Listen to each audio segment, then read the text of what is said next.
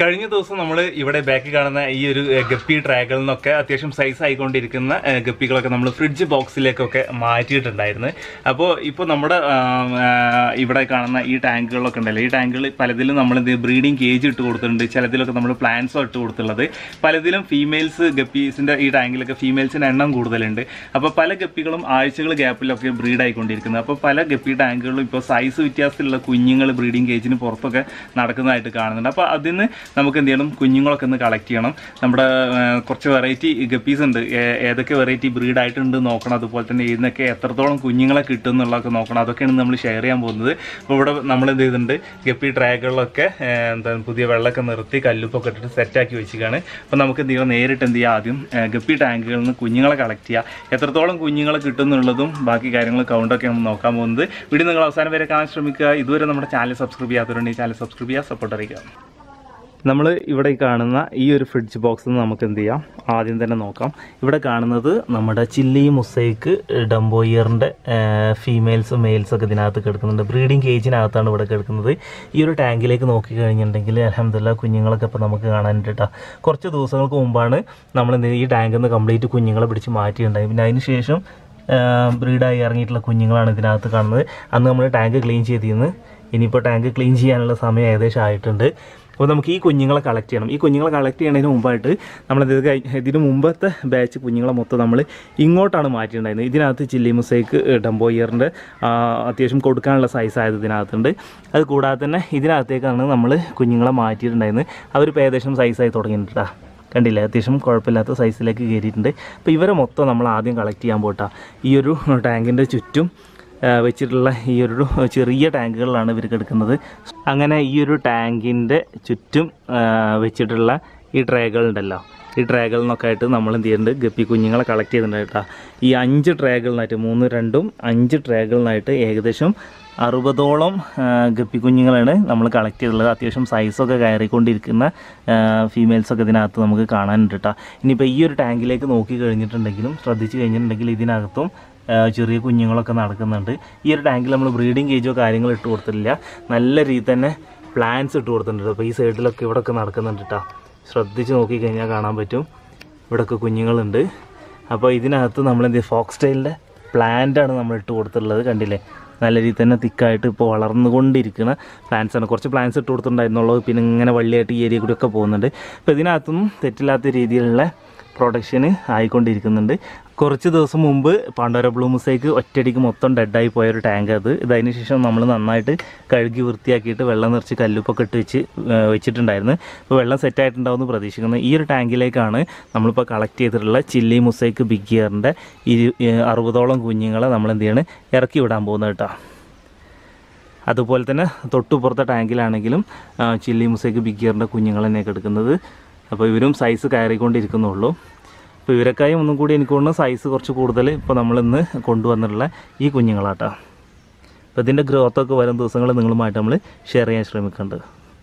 ഇനി നമുക്ക് ഈ ഒരു ട്രേകളിലേക്കൊക്കെ ആയിട്ട് പുതിയ കുഞ്ഞുങ്ങളെ നമുക്ക് ഇറക്കി വിടാനുണ്ട്. അപ്പോൾ നമ്മൾ ആദ്യം എന്ത് ചെയ്യണം, ഈ ഫസ്റ്റ് ടാങ്കിൽ നിന്നുള്ള നമ്മുടെ ചില്ലി മൊസൈക്ക് ബിഗ് ഇയറിൻ്റെ ടാങ്കിൽ തന്നെ കുറേ കുഞ്ഞുങ്ങളൊക്കെ ബ്രീഡായി കിടക്കുന്നത് കണ്ടിരുന്നു. അപ്പോൾ ഇത് നമ്മൾ കളക്ട് ചെയ്തുകൊണ്ടിരിക്കുക കേട്ടോ.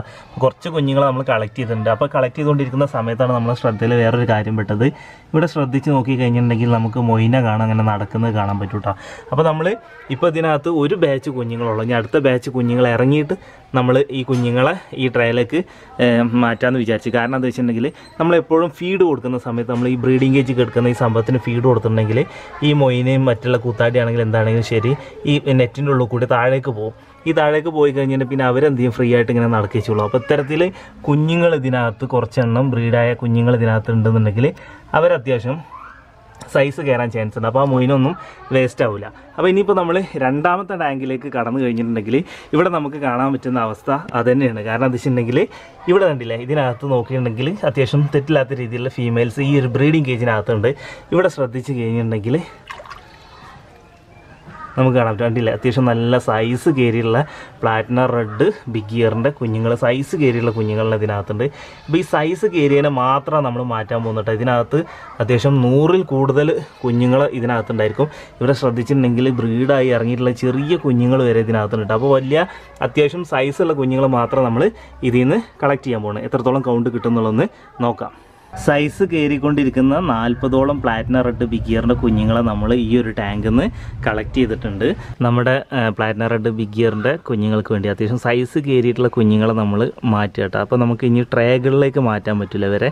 അപ്പോൾ നമ്മൾ ഇവരെ മാറ്റാൻ പോകുന്നത് എന്താ വെച്ചിട്ടുണ്ടെങ്കിൽ വലിയ ടാങ്കുകളിലേക്ക്. വലിയ ടാങ്കുകൾ എന്ന് വെച്ചാൽ ഫ്രിഡ്ജ് ബോക്സോ അതിന് സമാനമായിട്ടുള്ള വലിയ ടാങ്കുകൾക്കാണ് നമ്മൾ മാറ്റാൻ പോകുന്നത് കേട്ടോ.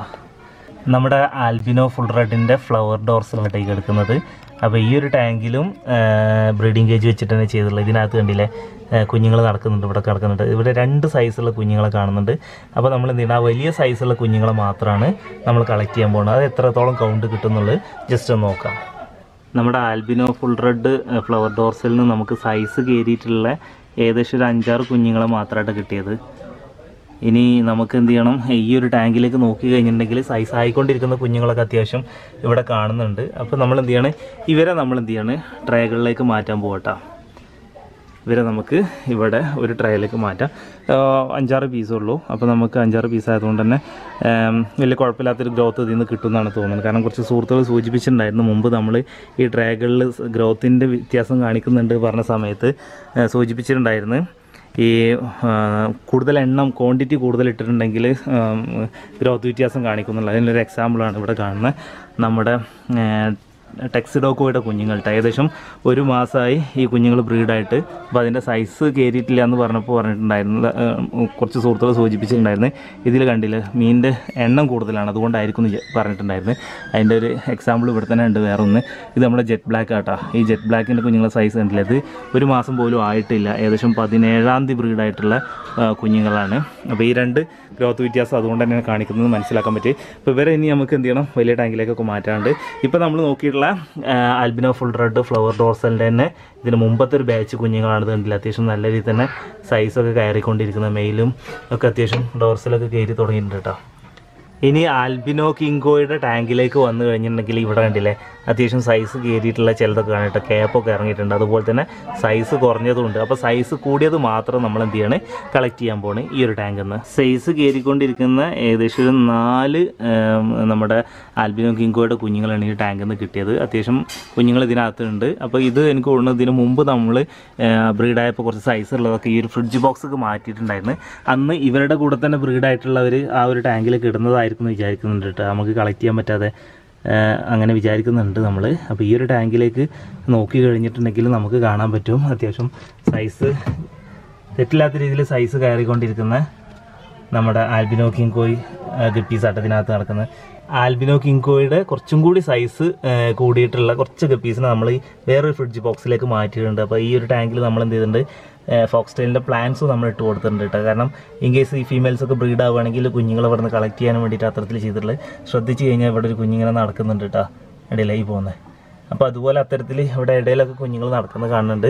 അപ്പോൾ അവരൊക്കെ നമുക്ക് ഈ ടാങ്കിൽ നിന്ന് കളക്ട് ചെയ്യേണ്ടതുണ്ട് കേട്ടോ. കാരണം ഇൻ കേസ് ചിലപ്പം ഇവർ ബ്രീഡായിട്ട് അതിൻ്റെ കുഞ്ഞുങ്ങളെ തന്നെ ഇവർ അറ്റാക്ക് ചെയ്തിട്ടുണ്ടാകും. കുറച്ചെണ്ണം മാത്രമേ കണ്ടില്ലേ പിന്നാലെ ഓടുന്നുണ്ടല്ലേ ഇവർ, കുറച്ചെണ്ണത്തിന് മാത്രമേ കുഞ്ഞുങ്ങളതിനെ കാണുന്നുള്ളൂ കേട്ടോ. അപ്പോൾ അവരെ നമുക്ക് കളക്ട് ചെയ്യേണ്ടതുണ്ട്. അപ്പോൾ പ്ലാൻസ് ഇട്ട് കൊടുക്കുന്നത് നല്ലതാണ്.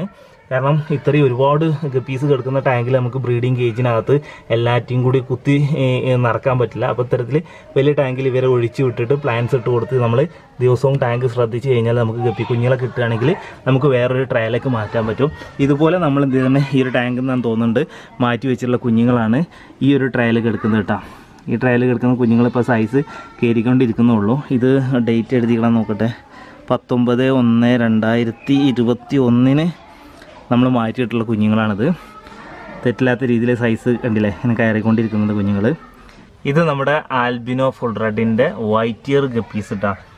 അതും നമ്മളൊരു ബ്രീഡിങ് കേജിനകത്ത് ഇട്ട് കൊടുത്തിട്ടുണ്ട്. ശ്രദ്ധിച്ച് കഴിഞ്ഞാൽ കാണാൻ പറ്റും ഇയറൊക്കെ തെറ്റില്ലാത്ത രീതിയിൽ ആ ഒരു ഇയർ കാണുന്നുണ്ട്. എങ്കിലും നമുക്ക് ഡംബോ ഇയറിൻ്റെ ആ ഒരു ചില്ലി മുസൈക്കും പ്ലാറ്റിന റെഡും ഡംബോ ഇയർ ഉണ്ടല്ലോ ആ ഒരു രീതിയിലേക്ക് എത്തിയില്ലെങ്കിലും ഒരു വൈറ്റ് കളർ ഇയറിലെ ഗപ്പീസാണിത്. ഇതിനകത്തും ഈ ടാങ്കിനകത്തും ശ്രദ്ധിച്ചിട്ടുണ്ടെങ്കിൽ നമുക്ക് കുഞ്ഞുങ്ങളെ കാണാൻ പറ്റൂട്ടോ. ടാങ്കുകൾ ഇങ്ങനെ വെച്ച് കഴിഞ്ഞിട്ടുണ്ടെങ്കിൽ നമുക്ക് ഇതുപോലെ കുഞ്ഞുങ്ങളെ കളക്ട് ചെയ്യേണ്ട സന്ദർഭം വരുമ്പോൾ ഭയങ്കര റിസ്ക് ആയിട്ടുള്ള പരിപാടിയാണ്. കാരണം നമുക്ക് ഈ ഒരു സൈഡിൽ നിന്ന് കഴിഞ്ഞാൽ മാത്രമേ നമുക്ക് എന്ത് ചെയ്യണം വലയിട്ട് മീനിനെ പിടിക്കാൻ പറ്റുള്ളൂ. ഈ ഒരു സൈഡിലേക്കോ ഈ സൈഡിലേക്കോ നമുക്ക് പോകാൻ പറ്റില്ല. അപ്പോൾ അതുകൊണ്ട് നമുക്ക് ഇതിനകത്ത് ഇനിയും അത്യാവശ്യം തെറ്റില്ലാത്ത രീതിയിലുള്ള കുഞ്ഞുങ്ങൾ ഇതിനകത്ത് നടക്കുന്നതായിട്ട് കാണുന്നുണ്ട് കേട്ടോ.